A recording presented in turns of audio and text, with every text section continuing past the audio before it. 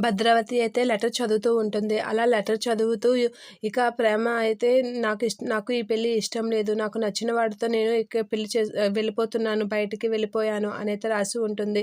నేను ఈ విషయం మీకు ముందే చెప్పాలని చూసాను. కానీ వీలు కుదరలేదు. ఇప్పుడు టైం మించిపోతుంది. ఇంకా ఆలోచిస్తే నా జీవితం నేను నచ్చిన వాడితో ఉండలేనని చెప్పేసి నేను వెళ్ళిపోతున్నాను. నన్ను క్షమించండి అని లెటర్ రాస్తూ ఉంటుంది. అది చదివి భద్రావతి అయితే షాక్ అవుతూ ఉంటుంది. ఇక ప్రేమ వాళ్ళ అమ్మ అయితే వాళ్ళ నాన్న బయట అందరిని ఆహ్వానించడం చూసి బయటికి వస్తూ ఉంటుంది. ఈలోగా సేనాపతి అయితే మౌత్‌లో అందరికీ అనౌన్స్‌మెంట్ చేస్తూ ఉంటాడు.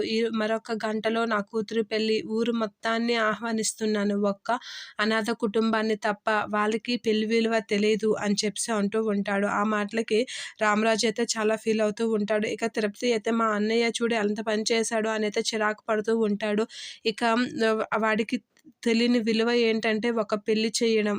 నా కూతురి పెళ్లి ఒక గంటలో కళ్యాణ మండపంలో అంగరంగ వైభవంగా చేయబోతున్నాను. ఊరు మొత్తాన్ని ఆహ్వానిస్తున్నాను. అందరూ రావాలి, తప్పకుండా రావాలి అని చెప్పి సేనాపతి అయితే అందరికీ ఆహ్వానం చెప్తూ ఉంటాడు. ఇక అదంతా విని రామరాజు అయితే అలా చూస్తూ ఉంటాడు.